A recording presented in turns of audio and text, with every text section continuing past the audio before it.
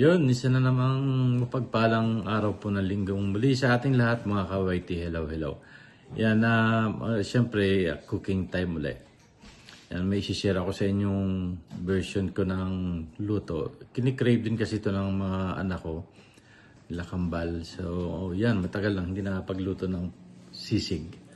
So, before ang niluto ko is chicken sisig, but now, ang gagawin ko is pork sisig. At siyempre, hindi ko naman lulutuin yung sobrang taba na normal na sisig na ginagamit is yung pisngi ng baboy kasi napaka taba, marami siyang oil, so hindi siya hindi nila gusto ang maraming taba.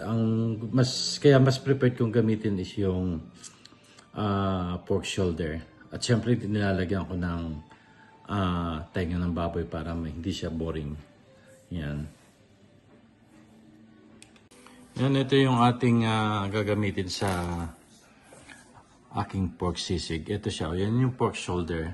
Meron siyang kaunting taba pero mas marami yung laman. Kaya mas mainam sa kalusugan, ika nga. Then, at syempre lalagyan natin siya ng tenga ng baboy. Yan. At pag ako yung nagluluto ng sisig, dinadamihan ko siya talaga ng bawang. Siyempre ng sibuyas. At nilalagyan ko siya ng luya. Kasi meron din siyang lansa. Yan. So, para ma-eliminate din yung lansa ng karne. At siyempre yung ating jalapeno. Yan yung ating ginagamit. So, yan ang una kong gagawin is ihahalbosan o ilalaga ko muna itong karne ng baboy, yung pork shoulder at saka itong tenga para lumambot siya.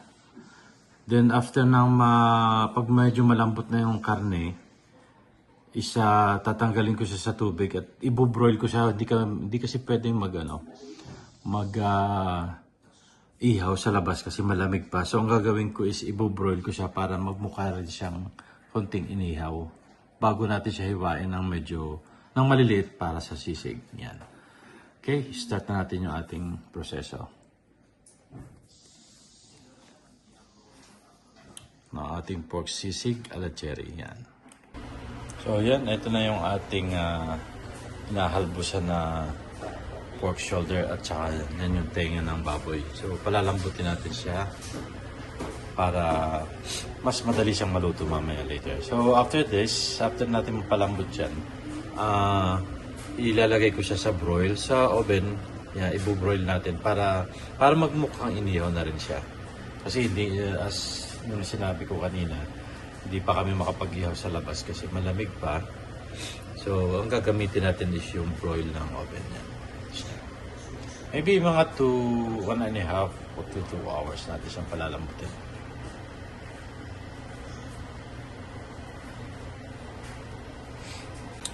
Yun, sa update lang natin, ito yung ating nilalagang karneng baboy at saka tenga.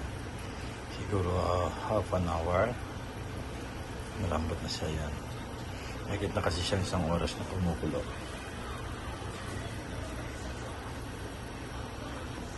Yun, ito na yung ating dilaga kanina na karneng baboy. So malambot na siya. Nasaan na yung tenga. So ang gagawin naman natin ngayon is ibobroil natin siya. Parang naihaw na din siya. Yan.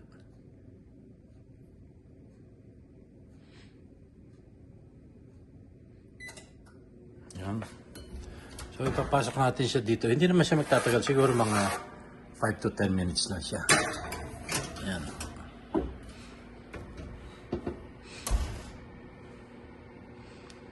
Okay, let's see later. Yan, pwede na siya. Para na siyang maihaw ng kaunti. Yan na. So, pwede na natin siyang chop-chop maya-maya.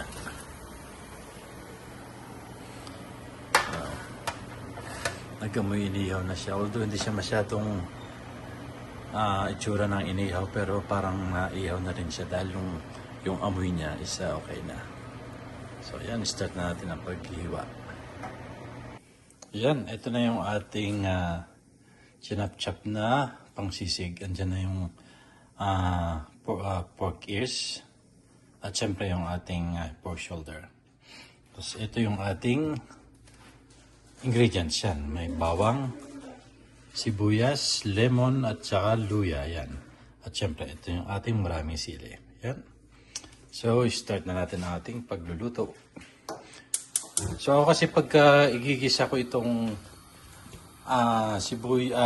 itong karne, sinasabay ko na yung luya para mawala yung lansa. Yan.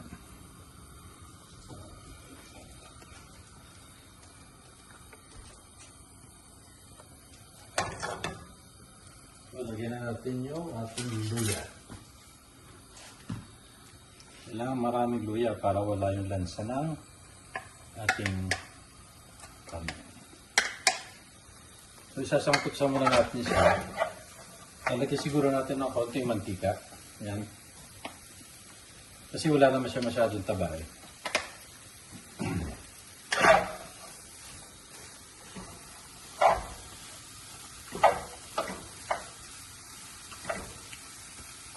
Okay, for mga 2 minutes.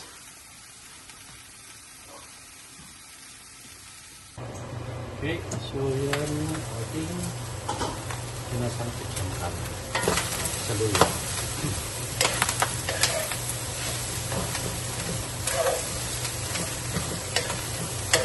Wala masyadong taba. Mas masarap siya.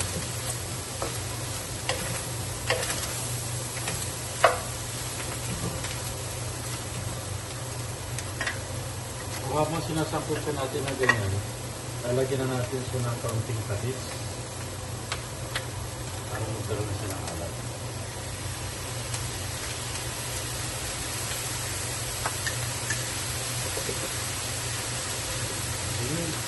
Black pepper.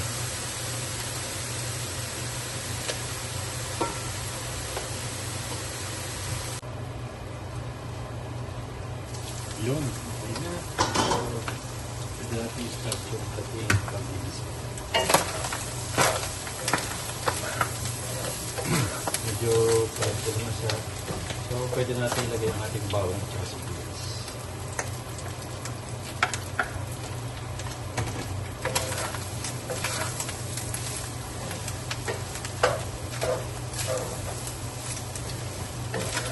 Ganyan lang pag nagsisik, ang daming bawang, madaming luya. Para na rin pakontra sa cholesterol sa taba.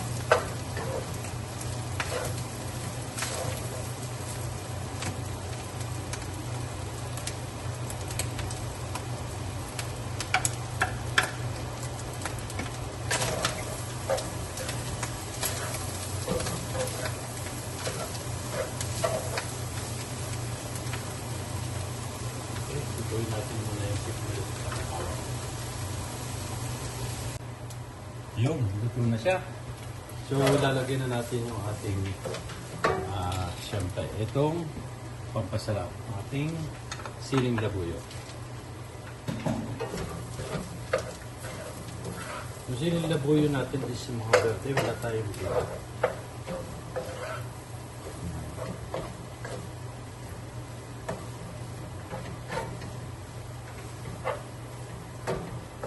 Lalagyan na rin natin ng konting mayonnaise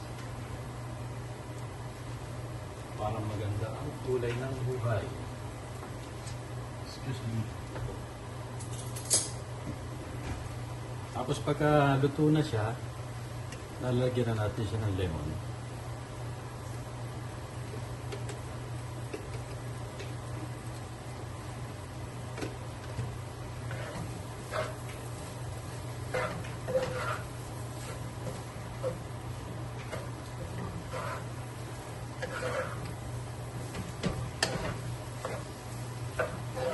Yan ang ating pork sisig galageri. Yan.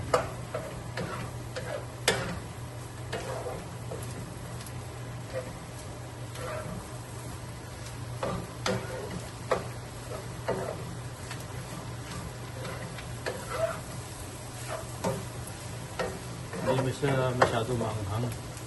Kasi nga hindi rin masyadong masarap. Hindi malasahan yung sarap pagka sobra na yung anghang.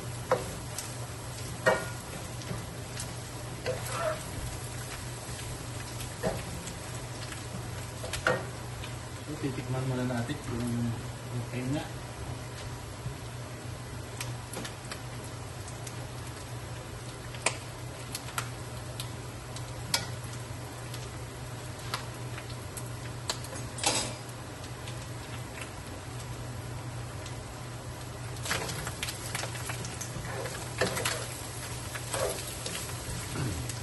na.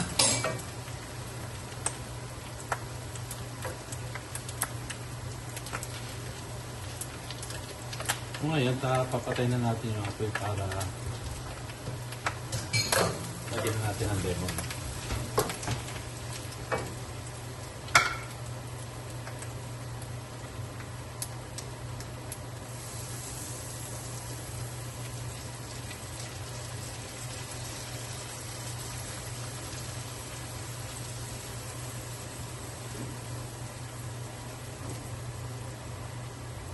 Tapos lalagyan natin ng extra sibuyas para pasarap.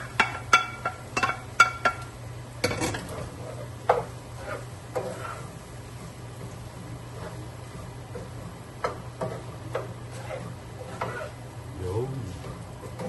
Ating sisig or cherry. Pork sisig siya.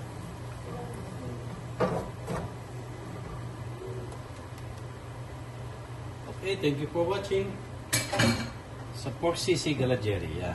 There you go. Thank you.